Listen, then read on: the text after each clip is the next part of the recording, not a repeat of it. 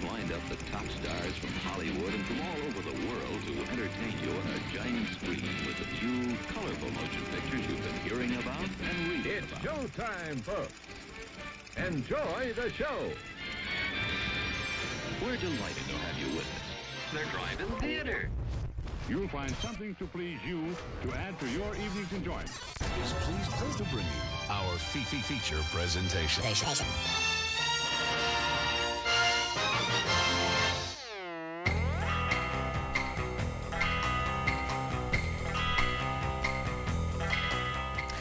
What's up, everybody? Hello, kids out there in podcast live stream land.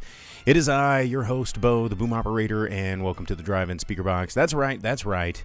It's just me. It's just me again this week. You may have heard, if you tuned in last week, Jake is going to be not with us this evening because he is at the Big Hands benefit fundraiser concert, which I am going to join after the show tonight for our departed friend Jason Big Hands Lowry. It's that's going on at George's Majestic Lounge. For those of you that live here in Northwest Arkansas, want to check that out. It's there's going to be like 4 really cool metal bands playing. It's a free show. Just kind of a good way to say goodbye to a dude that left an impact on a lot of people in an entertainment district. So that's why I'm all dressed up tonight. But anyway, thanks for joining us. We have a show for you tonight. We're going to be talking about movies, as we do. We're going to be discussing the new Uncharted film, as alluded to in the title of this web stream.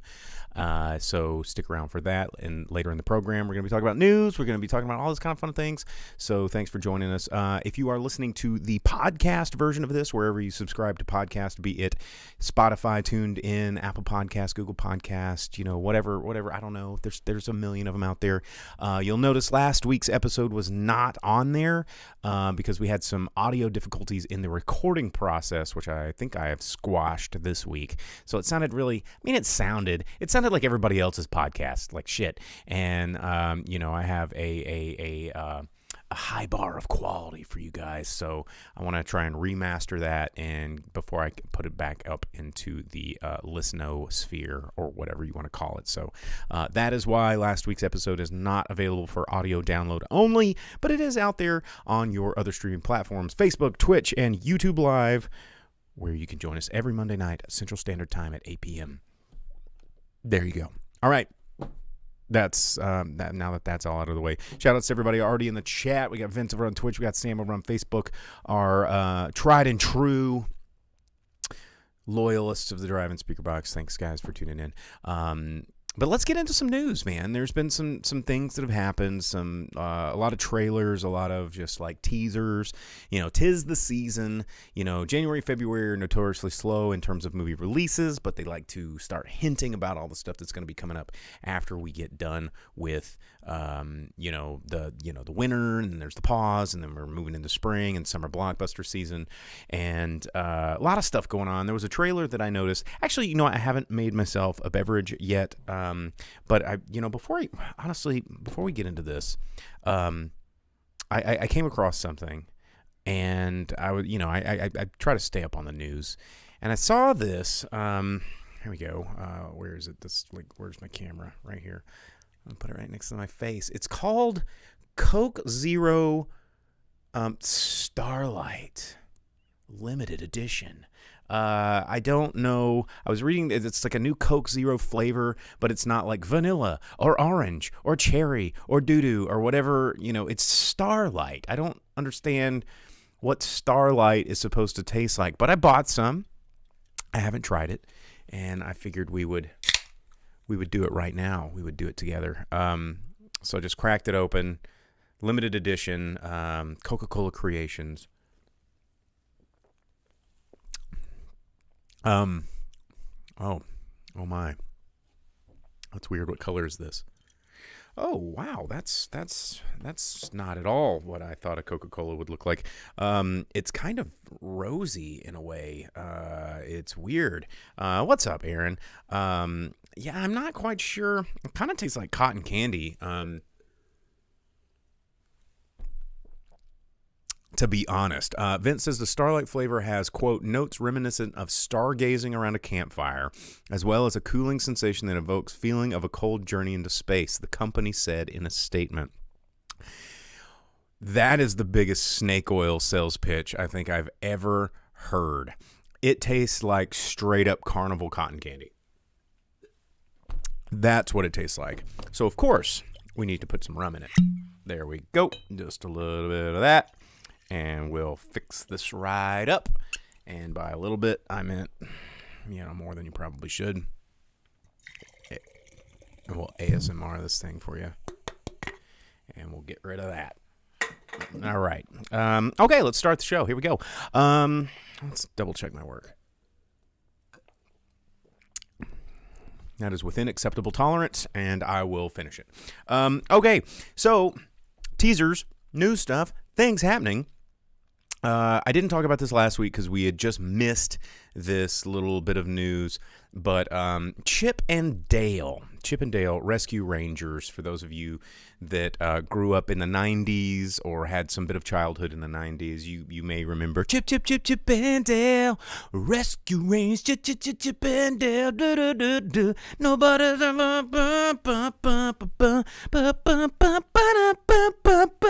it was pretty good show. You had Monterey Jack where he's all like cheese, and his like little rat mustache would go boing, and then there was like the fix 'em up rodent, and then the fly, and then of course Chip and Dale.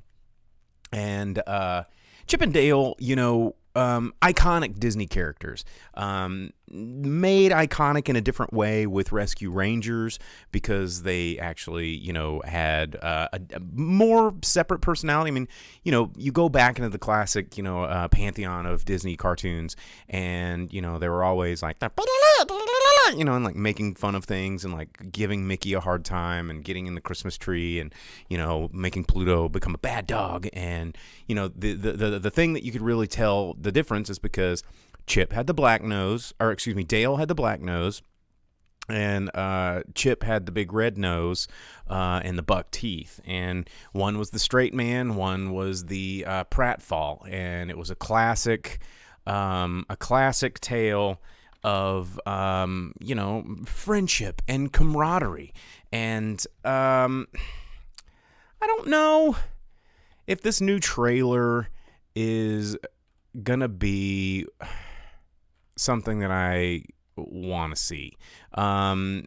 Chip and Dale, had a very a comedic cadence to themselves, and their voices were very or was Dale was the red nose, Chip was the black nose, chocolate chip nose. Dale's the goober. That's right. I always forget.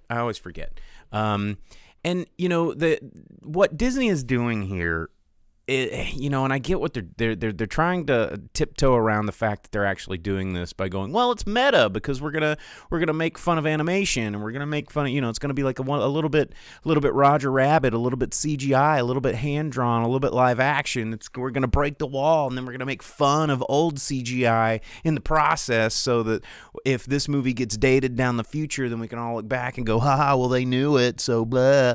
But the thing that I think bothers me the most about this Chip and Dale situation is the fact that they're getting the voices of Andy Samberg and John Mulaney, two incredibly famous comedians that sound nothing like Chip nor Dale.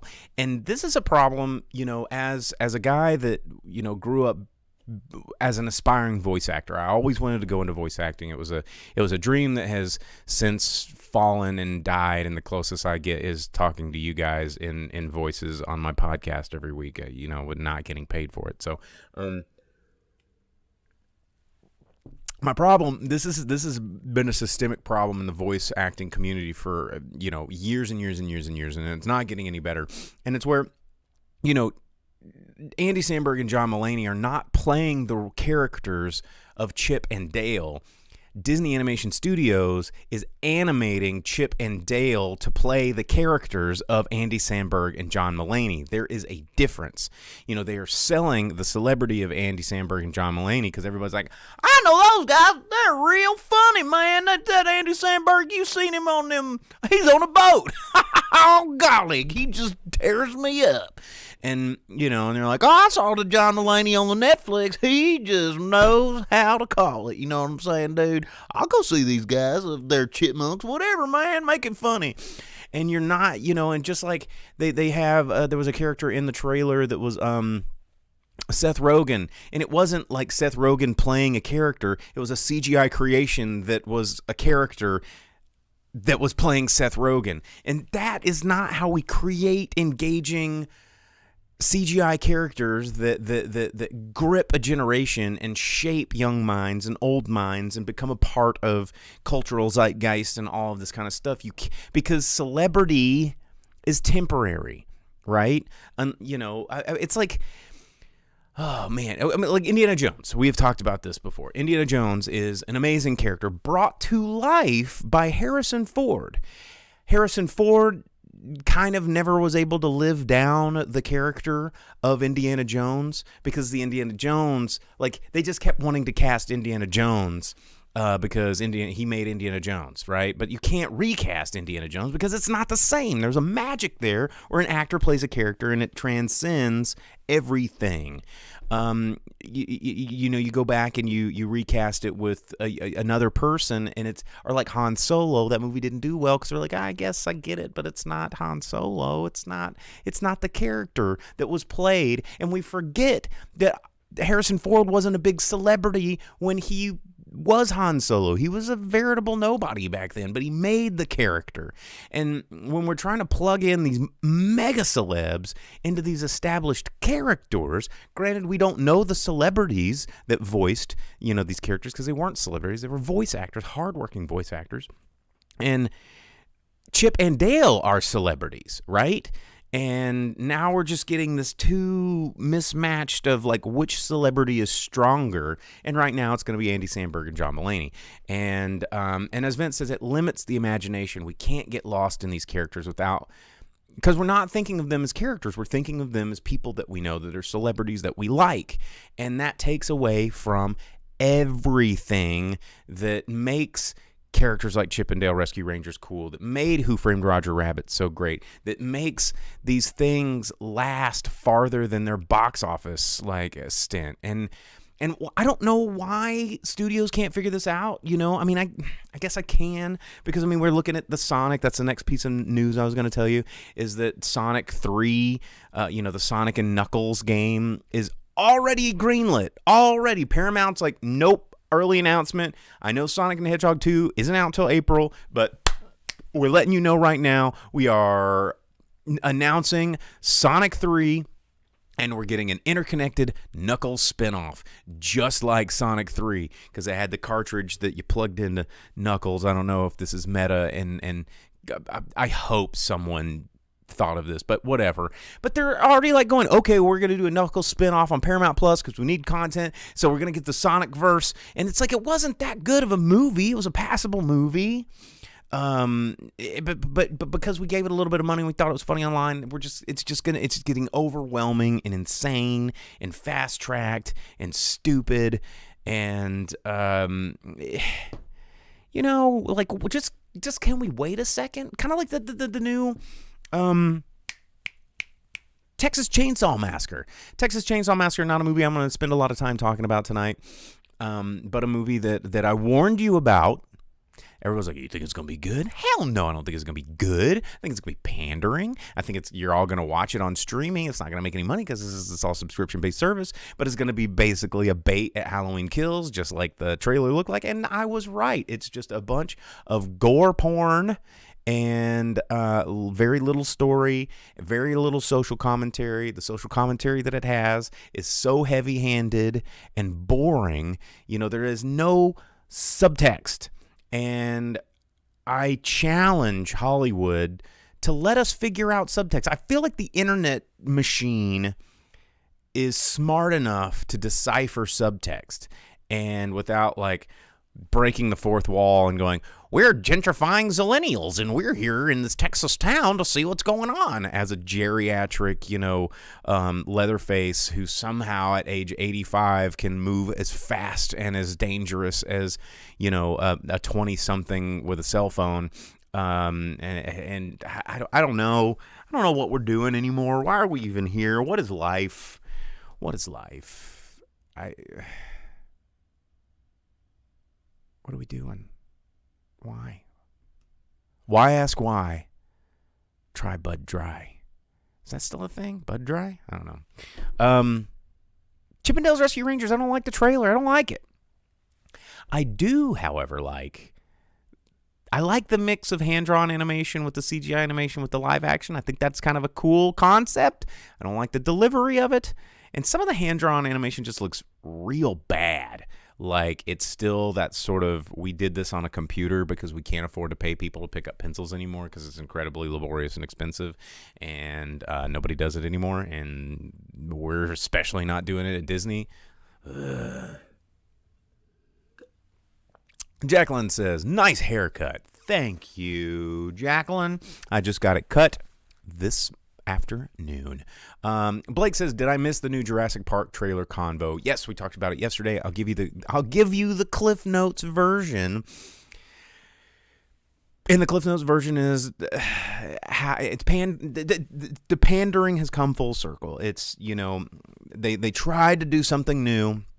They tried to veer away, and they're like, nope, it's not working, so let's just take every ounce of blood that we can squeeze from this Jurassic turnip and go, we're going to give you Dr. Grant. We're going to make sure that Jeff Goldblum's in there, but we're going to put him alongside of Chris Pratt because we know you like him too. We're going to completely ignore the fact that there was successful human cloning and weapons grade, whatever the hell, spending billions of dollars to sell dinosaurs with lasers on their head for $1 million. I don't know how that adds up.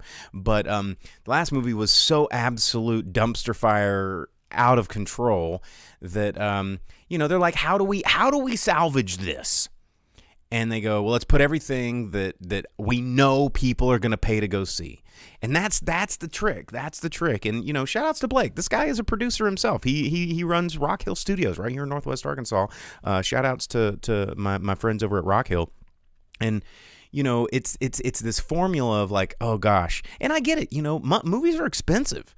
And you're like, okay, well, if we're going to do this again, we're going to spend $240 million, $290 million, $300 and whatever million to make this movie, we got to make sure there are butts in seats.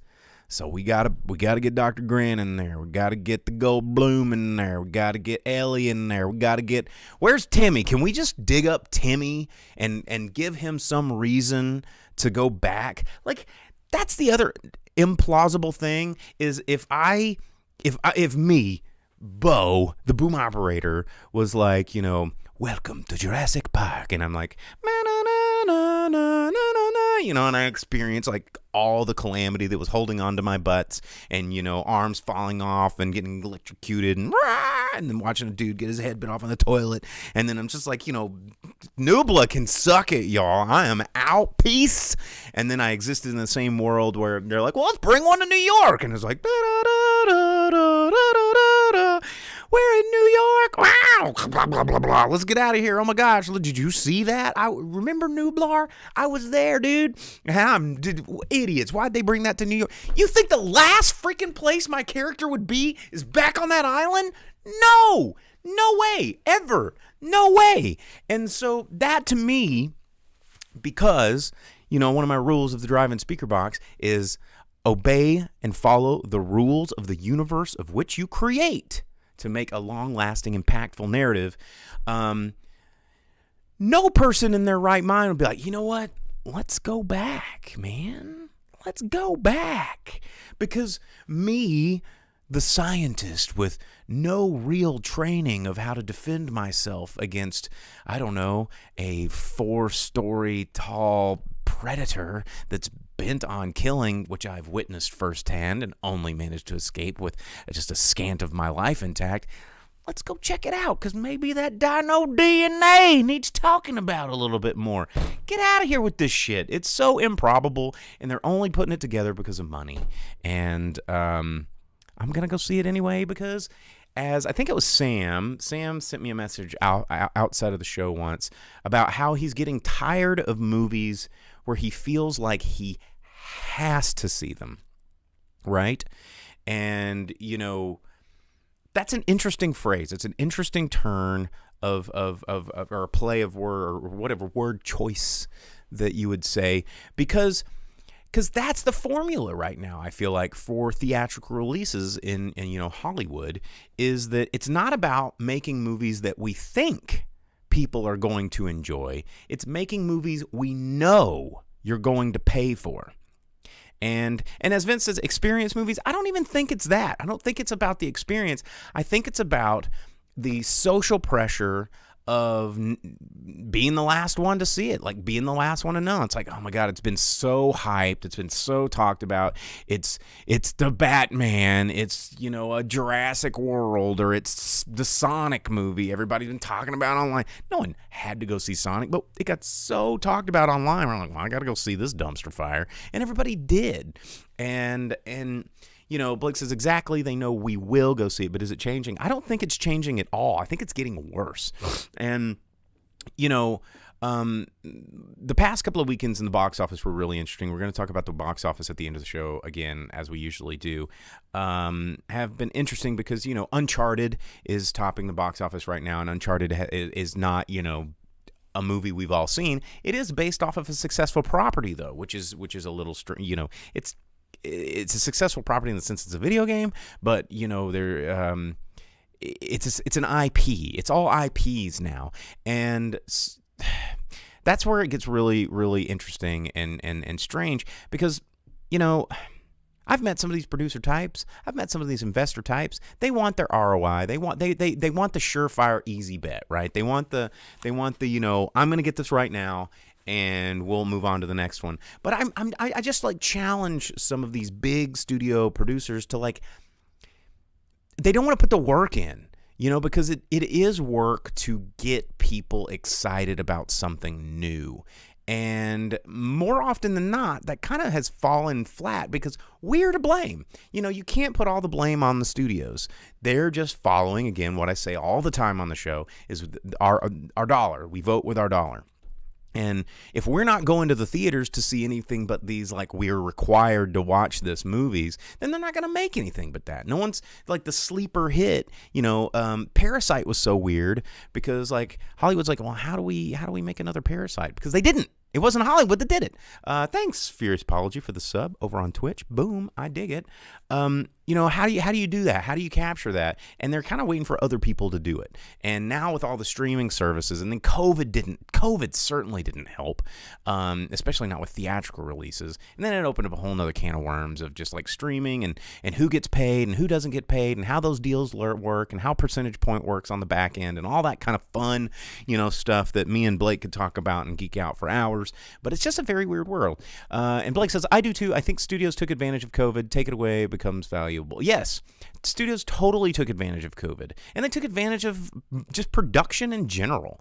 And it's really, we're not done seeing the evolution of all this. You got, Sony. I don't know what deal Sony made. Beelzebub came up from the floor and was like, I hear you guys are having financial trouble during COVID. And then, they all got in a circle and slit each other's wrists and chanted, Gregorian chants and then, please the Dark Lord. And now every movie they're making is making trillions of dollars. It's insane what Sony is doing. Everybody thinks that it's all MCU, but dude, Sony is really the one that's making the MCU stay afloat, where all the stuff that Disney's trying to do is just making the floor soggy. You look at Venom, you look at all the hype behind Morbius, you look at all the Spiderman, which is one of the biggest blockbusters to ever come out ever, much less during a post-pandemic apocalyptic whatever it is we live in right now. So Sony, man, I don't know what you did, but you're doing it, and it's pandering to our lowest common denominators too. And then that's something we're going to talk about here in a minute when I talk about the new Uncharted film, because that is from a producer-director that Sony is often uses a lot. But let me finish the Starlight Coca-Cola rum situation here. That is not my first choice. McLean says, hasn't selling out to the Dark One always been a throughway in Hollywood? I mean, there's been plenty of cults about it, I guess. It's like there's always some sort of weird... I guess the Dark One's getting lazy too, man. I don't know. But anyway, Sonic sequels. I don't have enough time to really talk about this Wonder Twins movie getting activated over at HBO Max. That's a thing that I was going to talk about, but don't have enough time. Star Trek, you remember those movies? Chris Pine, they're apparently starting again on a new one of those, but Paramount has been real iffy about the Trek movies until now. Everybody's got another hard on for Star Trek. I guess all their shows are getting enough traction to where they're like, we got to do another film, and I don't know, but they've got Matt Shankman, who did WandaVision and Always Sunny in Philadelphia, director. It'll be interesting to see how that plays out, but more news on that later. I'm running out of time, so I'm having to skip. Let's see. It's about the time of the show where I tell you what's coming out in theaters this week. Nothing. It's another slow week. We're going to have another time for Uncharted to kind of breathe a little bit, as well as Dog, and probably another week of Spiderman. So, there is a little indie movie called Mothering Sunday. It might be coming out in a theater near you. Chances are it's only going to be expanded release, so I would say maybe 1,000 to 1,500 theaters nationwide, but not national release, which is over 4,000, which is, I think, what the national theater count right now is, like 4,700 and some change. I don't know. Don't quote me on that. I don't have any statistics in front of me, and I barely use the internet here, so I can make a good eye line with you guys. So not much going out in the way of movies. Vince says, yes, there are a million Star Trek shows right now. I don't watch. I mean, I stopped at Voyager. Well, I guess I stopped at Enterprise. I never watched like the Below Decks. I watched like 1 or 2 episodes, and that was uncomfortable. I never watched the new. Well, I watched Picard. I wasn't really feeling it. Although I'm gonna watch the new one because it's got Q and it's got Guinan. Even though I'm really pretty much over Whoopi Goldberg at this point. Whatever. McLean asks, good question from McLean over on YouTube. He said, did the Cyrano film get pushed back again? It was on limited. It's very limited release. It's out, not here. It's going to be, we are actually getting it here. I don't know if it's next week or the week after, but my sources at Malco tell me that 100% guaranteed we are getting the Cyrano film with Peter Dinklage here at the Fayetteville, Arkansas Razorback Cinema. For those of you that do live in my neck of the woods, we will be able to see it. Night Owlishly asks on Twitch, more Picard coming out. Yes, we do have another season focusing more on Q and Q's hardcore celestial boner for Jean-Luc Picard. They're going to be, having no time for his games, and except for only having time for his games because he controls space and time. So what are you going to do? Hey, Francesca, thank you for the following. Haven't seen that little fun animation. That's a cool one. I forgot about that one. But yeah, we're going to be getting more Picard. Again, don't know how I feel about it. I didn't really like the last one. It was way too action-packed. Like, I don't like seeing karate in Star Trek. And, I know that's like probably an insensitive term now, but I just don't want to see it. I don't want to see it in Star.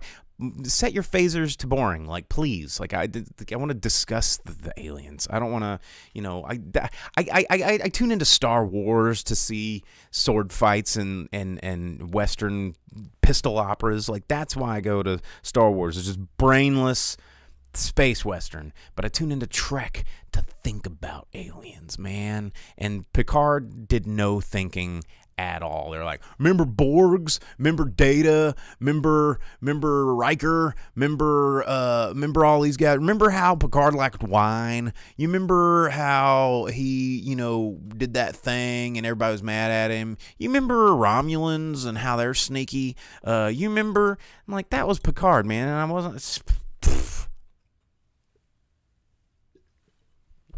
I was disengaged.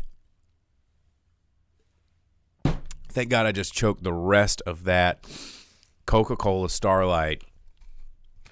I do not want to drink that again. Oh boy. What a treat. What a treat. All right. Sam says The Last Starfighter is still batting 1,000 for ratio of good films to bad films. The Last Starfighter, I am real surprised we have not seen a reboot of The Last Starfighter. I don't want to see one, mind you. I don't. I really don't. Because the first movie, despite its dated graphics and CGI effects, a wonderful film. A wonderful film. And I want to say it was either Alan Silvestri or Jerry Goldsmith that did the score, and it is just, it's just so good. It's just so good. Vince says, I heard The Last Starfighter rights are a mess. Several people have tried to reboot it. That checks out.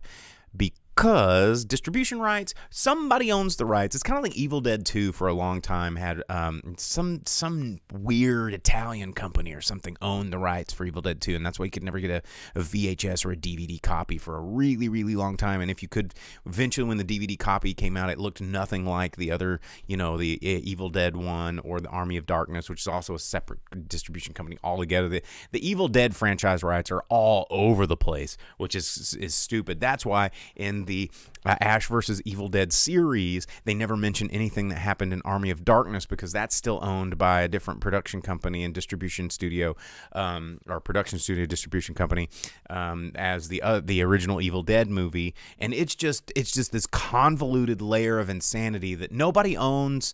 Like, goes back to what I was saying about streaming media. I had a viewer, Holly, messaged me off show asking me about streaming services and what to buy and how to make better decisions on when you're consuming media to where you can actually own it or not give these people all of your money when, like I was saying, when you pay for a season of something on Amazon Prime to own it, and now all of a sudden I have to buy a $7.99 a month Discovery Plus a subscription just to access something I paid $150 for 7 seasons for. It's like, that's a whole nother show, guys. But distribution rights are crazy, and that's why, if you've ever sat at home, for those viewers that are new to the drive-in speaker box, and you're new and you're sitting there going, man, they should make like Wolverine, have him come out. He's Marvel dude, right? He's Marvel guy. Like, have Wolverine come out and just slice up with Spiderman. He's a Marvel dude, right? I'm pretty sure it's all comic. Wolverine and Spiderman were hanging out. Why can't they do that, man? They can't just do that, man. It's a lot of rights. And it's like evil, greedy, monster, Illuminati, white, crusty, old dudes that are sitting there going, not on my watch. It's like, you'll owe me 3 points on the back end and sell for $17 billion over the next 5 years. And it just gets wrestled into infinity, and it's just not worth it. So, I think the best example of just the tug of war of an IP is the Fantastic Four franchise. Like, why people are still fighting over that pile of shit, I don't know. But they're clawing for it. And we're gonna see one, but as that game of chess gets finished playing with all those studios, we will see a movie that we probably will make fun of. So it's not worth it. Let's just, and that's, again, going back to the original comment here. If you don't want to mess with all the legal battles and rights and distribution and who owns what and who I got to pay and who I got to negotiate with, how about take a chance on something freaking new for a change? Invest in something new. Because, dude, if you do and it's awesome, then there you go, man. Guess who owns it all? Look at George Lucas. Look at Gene Roddenberry. Look at all these dudes that did something different. Let's talk about Uncharted. Let's do it. Uncharted, that's the movie I saw. That's the movie we're going to talk about. It's time of the show. We're going to review a movie. I'm going to make myself a drink that doesn't suck while we do it. But, yeah, Uncharted, I didn't play the games. That's why I'm really sad that Jake isn't here tonight, because he played the games, and that's probably not a good idea. I gotta go play Dungeons and Dragons after going to a metal concert after this. Like, what an evening I have planned. And this is just gonna be party fuel. All right. I never played the games. And Sam coming in with the that's a Ghostbusters quote. Yes, have some. Vin's Clortho there with the coffee pot. See, yeah, I'm good at catching these. Uncharted, based off the video game of the same name, PlayStation. It was very, very surreal sitting in a theater and watching an animation like of PlayStation Studios pop up. I was like, ooh, I don't know if I like the way that flavor hit.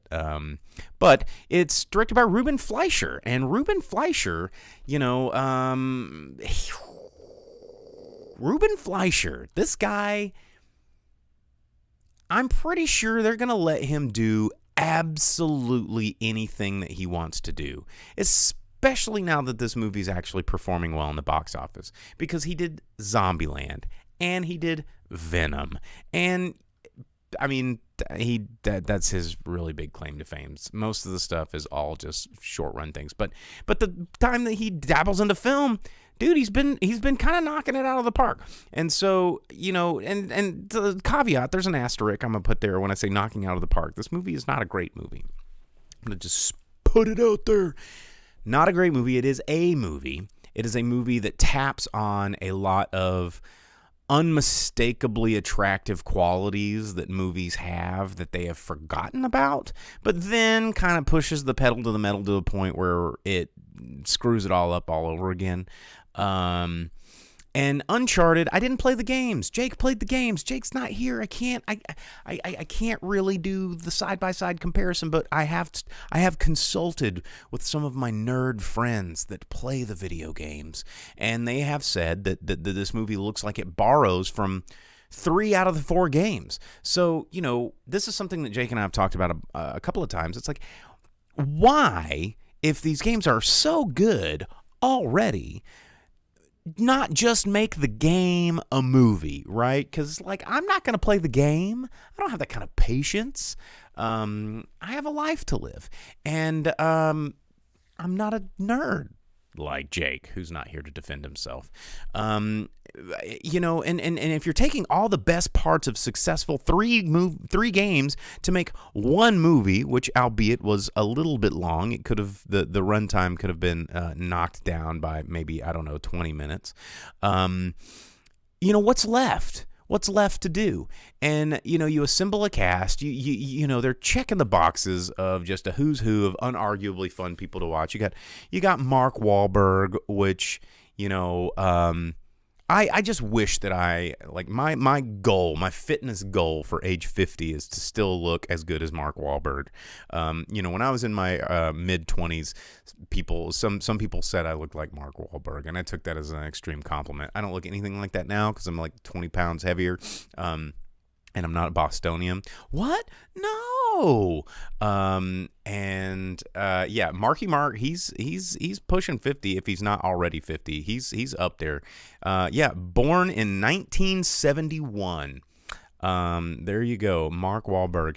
And I want Mark Wahlberg, I'm getting some what is the he's getting them, and I need those forehead lines. I want him to look that good when I'm his age. Francesca says, hello from Argentina. I hope I am doing great. I am doing great, and I hope you are doing great too. So thank you for that. And Hannah says, excuse me, you're a nerd? Maybe. So we're not going to talk about it. And Lojweb dropping the weeb emoji, and this ain't about no weebs. But Mark Wahlberg, what? No! He's in this movie, How's Your Mother? And he's basically Mark Wahlberg the whole freaking time. It's Mark Wahlberg doing Mark Wahlberg things, being Mark Wahlberg, the Mark Wahlberg show. I don't know how well that character, Victor Sullivan, translates to the video game version of him. I mean, it's no Max Payne, am I right? Max Payne. And then you've got, Tom Holland being Tom Holland as Nathan Drake Holland. You forget every single time that you're not watching Spider-Man. He leaps around like Spider-Man. He talks like Spider-Man. Tom Holland's like Spider-Man. Like, Tom Holland is finding himself with the difficult challenge that Harry Potter did. And I forget Harry Potter's name because he's Harry Potter. Like, we don't need to know him as anything other than Harry Potter. Of course, I'm being facetious, but if Tom Holland's not careful, we're only going to know him as Spider-Man. And Spider-Man is in this movie. And Spider-Man does Spider-Man things. He doesn't do whatever the character I couldn't tell you the name of the character. He's sad brother Spider-Man. He's got a lost brother, and it's still Spider-Man. And then you've got other people that are really popular right now, like Tati Gabrielle playing Braddock's just one word name, and she's clearly the can't trust ne'er-do-well, flip-flopping, triple-crossing. The first time she's on the screen, Mark Wahlberg's like, don't trust her ever, and you shouldn't. But then to throw the wild card in the mix, you have the Spanish stallion himself, Antonio Banderas. Too sexy. Antonio brings something to this character that is just unmistakably beautiful. How you say, treasure. Like, Antonio Banderas is so ridiculous in this movie. It absolutely adds to the hilarity and insanity that is this amazing film. And this movie is not amazing by any stretch of the imagination. This movie is one part Goonies meets one part National Treasure meets one part Indiana Jones. Like, well, actually, no Indiana. Well, it's only Indiana Jones in the sense that it has an airplane with the red dot that goes da-da-da, theme music while the airplane flies across the globe and gets to their next destination. Bottle Rocket 5000 says Mask of Zorro still holds up, by the way. Yes, it does, as well as Desperado, even though if you can't, Desperado doesn't really hold up because most anything with early Robert Rodriguez / Quentin Tarantino style dialogue kind of makes you want to throw up in your mouth just a little bit, but it's still fun to watch. Not as fun as the El Mariachi, but it's still pretty cool. And I will say that Armand the vampire is still one of my favorite vampires, where he's like, Louis, stay with me in France. It is so good. Antonio Banderas is awesome, and you can't help but love Antonio Banderas in this movie. And Logan over on Twitch with the "Don't do it, Antonio, you're too sexy." Oh, too sexy. It's an old Saturday Night Live skit. Like, Antonio Banderas is too sexy for this movie, and he knows it, and he hams it up. And it's kind of like watching Werner Herzog be in the first Jack Reacher movie or whatever as the bad guy. And it's like they know what they signed up for, and it's ridiculous. And so this movie goes through a sort of absolutely ridiculous globe-trotting romp of trying to find this lost treasure of Francisco Ferdinand as he traveled the earth, but he never traveled the earth because he died, and it's the 18 that does set booby traps. That's what I said, booty traps. And it's like all just over the top, candles on paper, and then very much like the Goonies, where they're underneath the Troy's Country Club, and they're like, how did the plumbers that set all the pipes that Sloth is like, you guys, and how did the plumbers not go, hey, what's with this like skull-shaped pulley and 100-year-old row? Yeah, you know what? Hey, yo, Greg, can you just ignore the skulls, put the pipes up, we're here to do a job, let's get the fuck out of here. And they're underneath these cities, going through these like tunnels, and it's like they just look up and it's a sewer drain of the city. How did like Public Works not go, weird 100-year-old keyhole that's gilded with gold and runes? You know what? We've got a Papa John's to build on top of this. Ignore all of that. And this movie does a lot of that. Like, a lot of that. And it's endearing to a certain point until, they actually find One-Eyed Willie's ship, Ferdinand's ship, and, they get on it and it's full of booty traps, and somehow they go through a high-flying, like, Errol Flynn style pirate ship movie, complete with like unnecessarily swinging from the mizzenmast and then doing the dagger down the sail, doing all of this, just hearkening back to old pirate films of yore, which was kind of tight because pirate movies are the best kind and they haven't made any of them in a long time. Pirates of the Caribbean does not count. There was only 2 decent ones of those. They haven't made a good pirate epic in ages, and I think they should, because pirates rule. Whoa, that's strong. And this movie is one of the same. It's like, you get just like these puzzle pieces that seem so improbable and stupid, and it's to a point where it's like, okay, I've got, for those of you tuning in, I have these 2 tonic bottles, right? And it's like, these are the keys, like Ferdinand's golden bottles.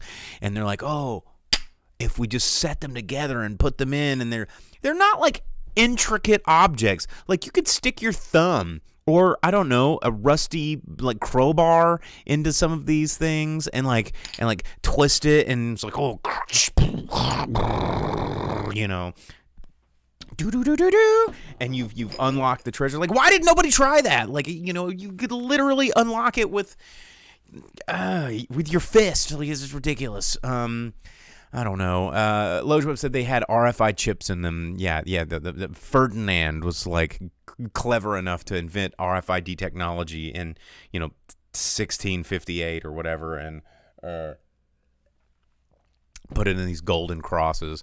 But and there was a really, really, really missed opportunity for a great pun about a double cross, and they didn't do it. And if you watch this movie, you'll think of me when you go, they should have done a double cross pun. Bo was right all along, as he always did. Bottle Rocket asks, what's my favorite pirate movie? Ooh, girl, that's tough. What constitutes pirate movies? The Fog. That's a really good pirate movie that's not really about pirates until like the very end, and then it's very much about pirates. I don't know if it's like really PC to say that Roman Polanski's Pirates is a good movie. I'm a strong enough art critic to separate the fact of I don't approve of Roman Polanski or Roman Polanski's life decisions.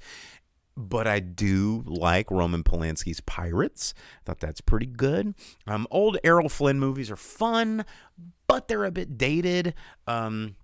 The original Pirates of the Caribbean is a good pirate movie. The Goonies is an amazing pirate movie. There are not a lot of there's there's a claymation movie I think just called Pirates, and it's fantastic. It's not a genre you get to see a lot of, mainly because it's very cost prohibitive to have these ships and these costumes and shooting on the water. Just look at Waterworld. Waterworld was one of the most expensive movies ever made at the time, which became one of the biggest box office flops in history because it's very expensive to shoot on the water.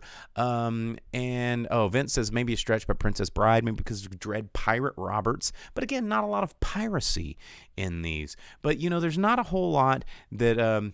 Master and Commander is pretty good. I just want like a Monkey Island style pirate movie, where it's like, we be pirates and we be pirating in the Caribbean, and there's haunted skulls and ghost pirates, and not this Disney tie-in where we're trying to sell you toys and make you go to the rides, me mateys. Like, I want just give me a Pirates of the Caribbean that isn't so Pirates of the Caribbean. You know what I'm saying? I don't know. Swiss Family Robinson, Night House. That's a great suggestion. Swiss Family Robinson is a fantastic pirate film. Blackbeard is a pretty good pirate film. It's an older one like that. And then there's this show that's not too bad. But yeah, anyway, I don't know, pirate movies. This movie, Uncharted, it's a little bit long. It's a little bit out of the control. There are definitely some times where it feels like you're watching a video game.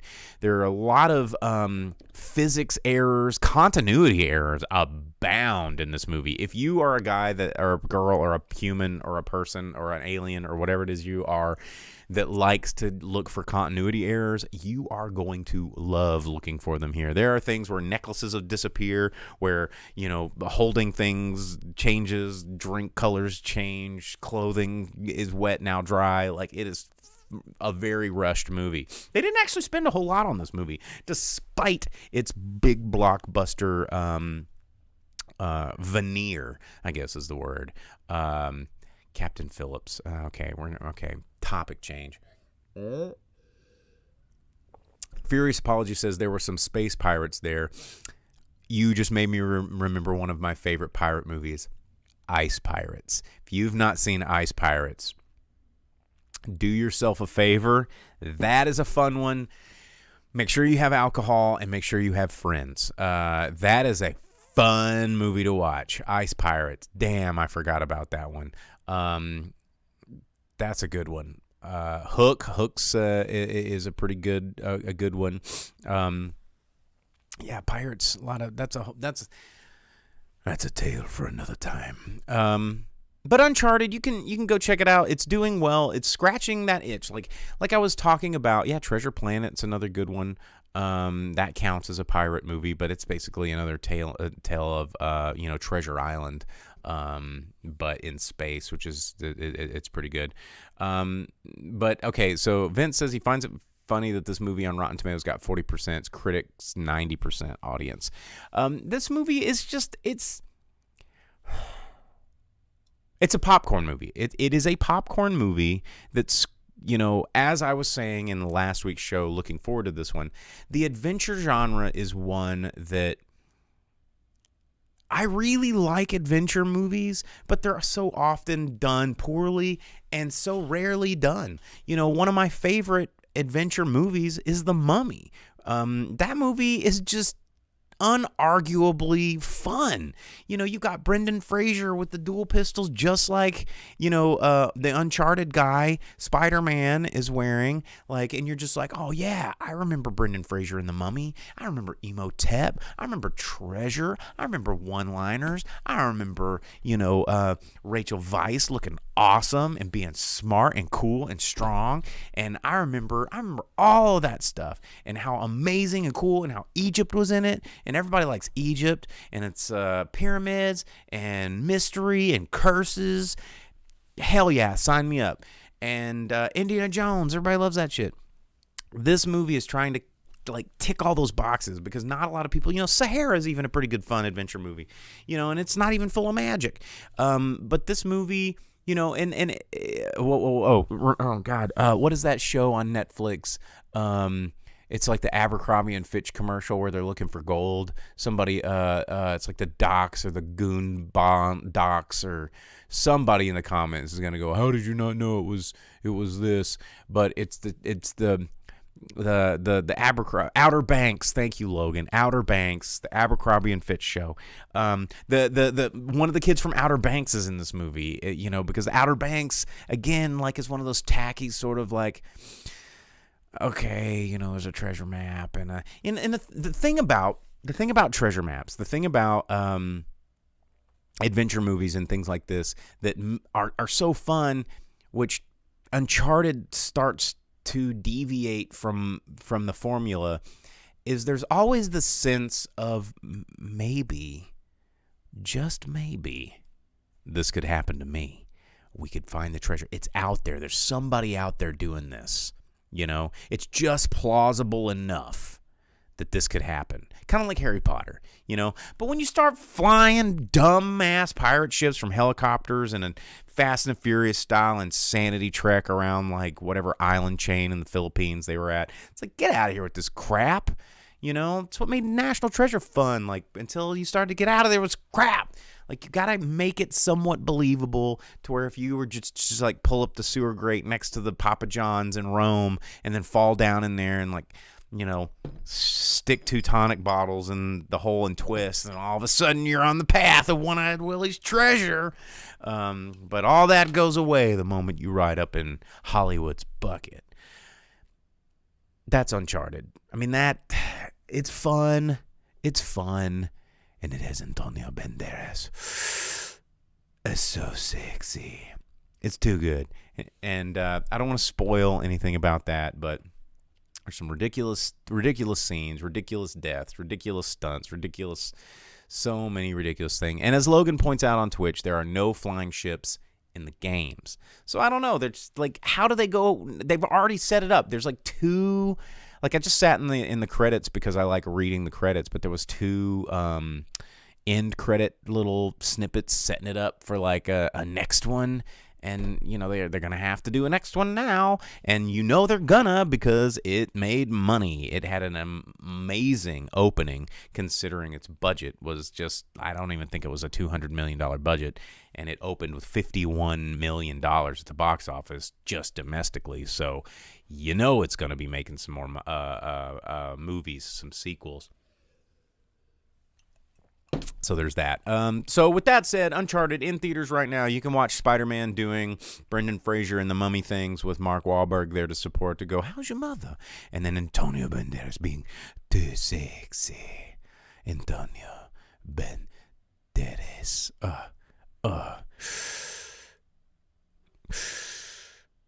Okay, anyway, that is that. Let's talk about the box office roundup for the last weekend, because I got to get out of here. I got to make it down to the thing and do the thing, show the sport, all that jazz, and I got to drink some water and maybe go get some Arby's before they close, because that's my life. Domestic weekend, it is technically a holiday weekend, so the box office are not completely submitted, because they do count President's Day as a part of a holiday weekend, because a lot of people get the day off. I don't have a fancy cushy job like that, so I didn't get the day off. So what are we going to do? All right. We're going to talk about the top 10. Number 10, Cursed, The Cursed, which came out last week. Looks pretty good. It's playing here. I didn't get to see it. It opened up to $2 million. Not a great opening since it's number 10, but it was only in 1,600 theaters nationwide. It is a limited release from LD Entertainment. Number 9, Blacklight, which we mentioned. It's another Liam Neeson being way too old for this shit. A la Lethal Weapon, bringing in $2 million to the box office as well, but just slightly more than Cursed. Second weekend release, bringing in $7 million at the box office. Number 8, Scream, bringing in $2.8 million to the box office in its 6th weekend release from Paramount, bringing in $77.3 million nationwide. That's just domestic. Mind you, these are all domestic numbers, not worldwide numbers, which domestic numbers, if you listen to the show, you'll know this, but I'm reminding you for the people in the back, said it in a while, domestic numbers are where Hollywood really is. That's the green light. Kind of look like movies like World of Warcraft. We never got a second one of those because it did poorly domestically, even though it did amazingly worldwide, but no one here in the States really cared, so they never made another one of them. Anyway, number 7, Sing 2, bringing in $3.7 million for Universal in its 9th weekend release, bringing it up to $148 million domestically. Number 6, Marry Me, bringing in $4.3 million in its 2nd week release for Universal Pictures, so far bringing up to $17.4 million at the box office. Number 5, Jackass Forever, still in the top 5, $6.1 million in its 3rd weekend release, bringing it up to $47.6 million. Pretty good for that style of indie comedy. Really happy to see the Jackass guys. If you go back 3 episodes here on the Drive and Speaker Box, you hear me talk about it. Fun movie. Everybody needs to watch that. But as long as you're not disturbed by the sight of male genitalia. Anyway, number 4, Death on the Nile, $7.5 million in its 2nd weekend release from 20th Century Studios, bringing in $26.2 million. Not a great showing for the sequel to Murder on the Orient Express. I don't think we're going to see another one of these, which is unfortunate because I do like the character that he brings to this, Kenneth Branagh, I think, does a really good job with this character and with the storytelling, despite some of the lighting issues that I discussed in the last week's episode, but that's a whole nother episode that you can listen to on your own time. Number 3, Spider-Man No Way Home, bringing in $8.5 million. Again, holding out strong. 10 weeks at the box office. It's going to be out there another one because you keep giving it money. $771 million. So close to $1 billion domestically. It's way past the $1 billion mark worldwide. Holy crap. Sony could not be happier, and we're going to have at least 1,700 million Spider-Man sequels for the end of our time. Like, our grandkids will be getting tired of Spider-Man sequels. Number 2, Dog. $18 million in the box office opening weekend from United Artists releasing. You see Channing Tatum and a puppy dog being dogs. Just dog. Everybody likes dogs. Just pet them up, and give them your money. Number 1, Uncharted. Like I said, $51 million at the box office from Sony.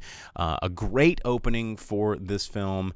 Worldwide, it got another $88 million at the box office. So far, $139 million at the box office, which definitely everybody's very happy about. So we're going to have more of these coming in the future. Vince asks, did they have an after-credits scene in Death on the Nile like Orient Express, pointing to another one? I don't think so. I didn't really stick around that long. I don't like post-credit scenes. Like, I understand it. It's fun. It's a hype building tool. I'm pretty sure they didn't. I'd have to Google it and check. I don't think it did, because I stayed at least through the main credits. By the time it gets to C unit, D unit, and CGI people and special thanks, I'm usually out. I'm usually out after A unit audio. I'm just like, yep, there we go. So I can't confirm. But anyway, all right, guys. Well, that's it. I'm actually out of time. My hour is up. Thank you for the new subs, the new follows, the new listeners, all the comments, everybody that's out there on the internet tuning in. I appreciate it. Jake will be back next week. I don't know what we're gonna see. We'll probably see something. Who knows? There might be a Fathom event. I haven't looked. Or we'll just come up here and talk about it. We're just gonna we'll point to all our we'll go through all our toys. We'll unbox. I'll open one of Jake's toys and he'll freak out about it because it's meant in box. So who knows? But anyway, thanks for tuning in. Don't forget to like and subscribe. Facebook, Twitch, YouTube. You can download the podcast anywhere that podcasts are available. This one should be uploaded at least in the next 10 minutes or whenever I get around to clicking and editing and uploading and normalizing and doing audio fun things. So as always, I'm the Boom Operator, and Jake will be back next week, like I said. So we will see you guys then. Thanks for tuning in. Bye-bye.